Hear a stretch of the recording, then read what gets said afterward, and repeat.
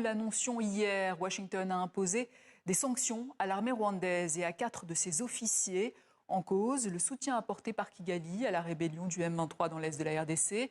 Ces sanctions impliquent un gel des avoirs aux États-Unis et l'interdiction de toute transaction avec des personnes ou entreprises américaines. Le Rwanda a depuis réagi en estimant que ces mesures ciblent injustement une seule partie au processus de paix. Aucun officiel rwandais joint par TV5 Monde n'a voulu s'exprimer. En revanche, côté congolais, l'heure est à la satisfaction, comme pour le député du Sud Kivu, Trésor Lutala Mutiki.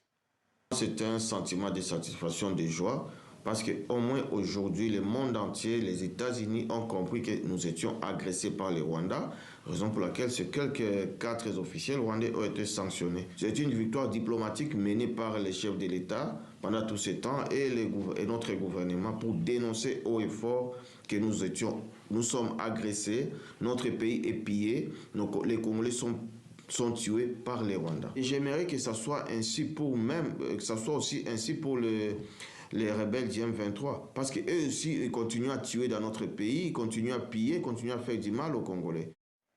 Voilà, c'était le député Lutala Mutiki au micro de Dadi Songozo. Et des sanctions américaines, on en parle avec Thierry Vircoulon. Bonsoir, vous êtes chercheur associé à l'IFRI, l'Institut français des relations internationales. Alors ces sanctions constituent-elles réellement un tournant dans la guerre à l'Est ? Bonsoir, je ne sais pas si elles constituent un tournant, mais en tout cas, elles sont une réaction tardive mais très ferme de l'administration Trump à la prise d'Ouvira. Alors, la prise d'Ouvira, elle a eu lieu au début du mois de décembre par le M23 et elle a eu lieu au moment où le président américain faisait signer les présidents congolais et rwandais un accord de paix à Washington. Et donc cette prise était véritablement un affront pour Washington. Et pendant 3 mois, il n'y a pas eu de réaction américaine. Et ces sanctions sont aujourd'hui la réaction américaine qui, comme je le disais, du coup est tardive parce qu'elle a mis 3 mois à venir, mais est extrêmement ferme parce qu'elle désigne directement l'armée rwandaise comme responsable, comme une menace pour la paix et la stabilité dans l'est du Congo.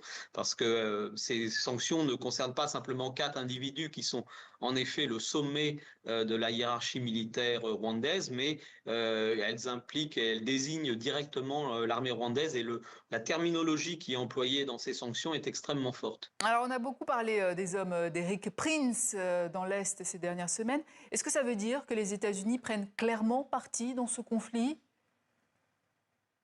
Oui, il est clair que l'administration Trump, et d'ailleurs du côté congolais, comme l'a dit le député, il y avait des inquiétudes.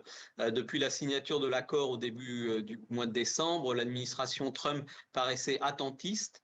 Et là, on voit qu'il y a d'une part, comme vous le soulignez, des opérations peut-être secrètes qui sont menées. En tout cas, le porte-parole du M23 a été éliminé par une frappe de drone.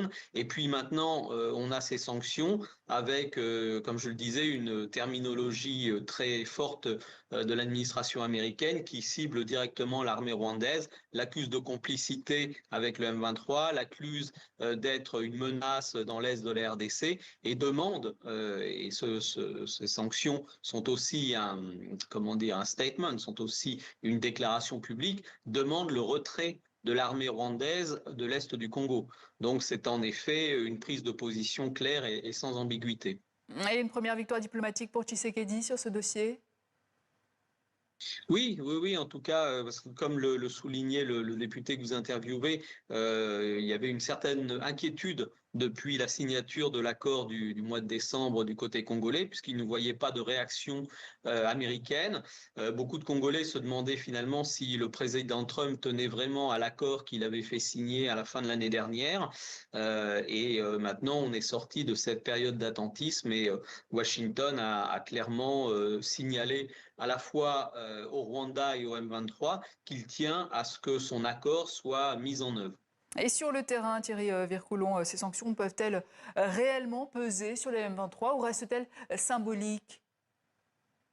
Non, ces sanctions ne sont pas dirigées contre le M23, elles sont dirigées contre Kigali et notamment et en particulier contre l'armée rwandaise qui est un appui fondamental du M23.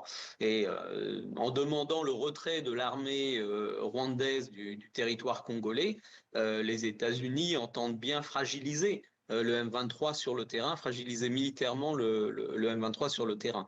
Donc c'est l'objectif et c'est la demande américaine actuellement. Le Rwanda, d'ailleurs, qui est l'un des plus importants contributeurs africains aux opérations de maintien de la paix de l'ONU. Ces sanctions américaines peuvent-elles fragiliser sa présence dans ces missions ? Non, parce que je pense que maintenant, il y a un découplage complet de cette question et de la position américaine.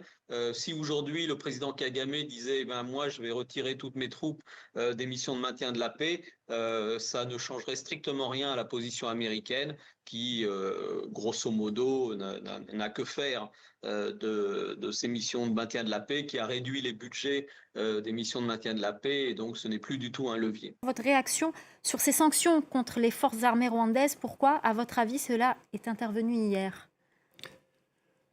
Mais c'est très important ces sanctions parce que, comme vous savez, après une offensive diplomatique extraordinaire menée par le président de la République, Félix Tshisekedi, une offensive tous azimuts pour faire reconnaître l'agression dont nous sommes victimes de la part du Rwanda, une résolution a été adoptée par le Conseil de sécurité des Nations Unies.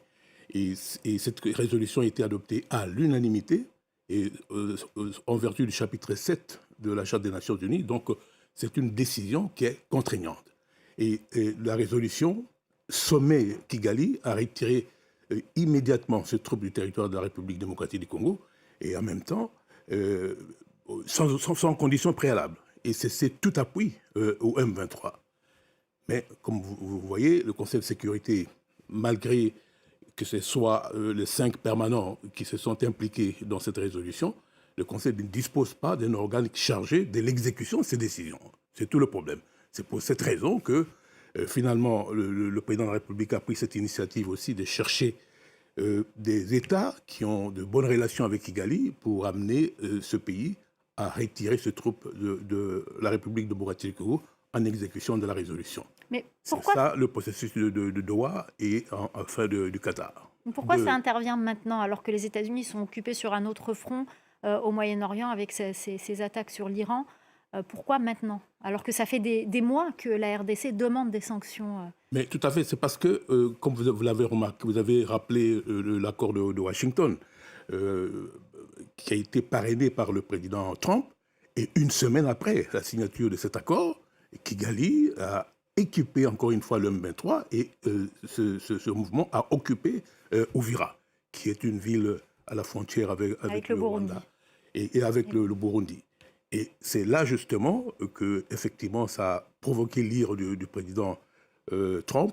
Et déjà, nous savions que des mesures étaient en train d'être préparées pour finalement prendre cette décision des sanctions. C'est pour vraiment un avertissement solennel maintenant qui est adressé à Kigali. J'espère qu'ils en tiendront compte parce qu'il y a eu une gradation dans ces sanctions.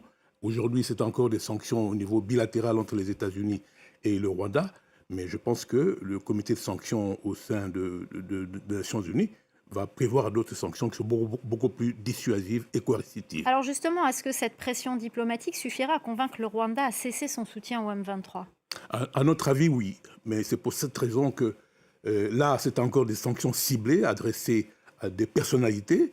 Mais cette fois-ci, il faut qu'il y ait des sanctions qui impactent le fonctionnement même de l'État rwandais. C'est à partir de ce moment-là que Kigali sentira qu'effectivement... Ça a quand même un impact, puisque les troupes rwandaises, par exemple, ne pourront plus être mandatées par l'ONU. Effectivement. Par exemple, au Mozambique, où elles sont présentes. Effectivement. Parce que là, c'est vraiment une incohérence incroyable. C'est-à-dire que d'un côté, le pays est agresseur, mais de l'autre côté, il participe à des opérations de maintien de la paix, ce qui est complètement contradictoire. Donc, il faut vraiment résoudre ce problème le plus rapidement possible. Nous pensons que cette année 2026 est une année qui est propice à l'obligation faite par le Conseil de sécurité au Rwanda pour qu'il retire ses troupes du territoire congolais. Alors, est-ce que cela ne risque pas aussi d'encourager Kinshasa, les autorités congolaises, à poursuivre leur offensive? Bon, comme vous voyez, nous sommes en légitime défense. Nous, ce n'est pas nous qui avons attaqué Kigali, qui avons attaqué le Rwanda. C'est le Rwanda qui, non seulement a mené une agression, mais occupe 2 provinces importantes de notre pays. Donc nous nous défendons, nous ne sommes pas des agresseurs. Par conséquent, chaque fois que le Rwanda viole le cessez-le-feu, inévitablement, la République démocratique du Congo est dans l'obligation de réagir pour protéger ses populations. Les sanctions sont-elles une solution pour vous au conflit dans l'est de la RDC? Est-ce que ça peut vraiment mener à une paix durable? Moi, je pense que la communauté internationale, à travers le Conseil de sécurité, a les moyens d'imposer la paix par une diplomatie coercitive. C'est ce que nous réclamons. Parce que, comme vous l'avez remarqué, je crois que la solution militaire a été exclue pour la résolution de cette crise.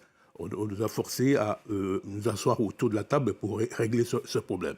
Mais ici, ce qu'il faut vraiment rappeler, c'est que nous sommes agressés. Et que même ces sanctions, c'est une reconnaissance formelle de l'agression dont nous sommes victimes en violation de la Charte des Nations Unies et de l'acte constitutif de l'Union africaine. Alors, pour parler des processus de paix, des initiatives internationales, celles de Doha, Washington, ne doivent-elles pas être aussi couplées d'initiatives nationales, notamment de dialogue politique pour arrêter les conflits? Par exemple, l'opposition appelle à la tenue d'un dialogue inclusif. Est-ce pour vous une solution? À mon avis, non. Et c'est là que nous divergeons. C'est-à-dire le principe même du dialogue. Nous ne pouvons pas le contester. Ça a toujours été un mécanisme important pour la résolution de certaines crises majeures dans l'histoire de la République démocratique du Congo. Mais dans le contexte actuel, il y a 2 provinces importantes du pays qui sont occupées par l'État agresseur. Par conséquent, le conflit que nous vivons actuellement à l'Est n'est pas un conflit interne. C'est un conflit qui a pour origine l'agression dont la République démocratique du Congo est victime. Donc nous nous trouvons là devant 2 contradictions.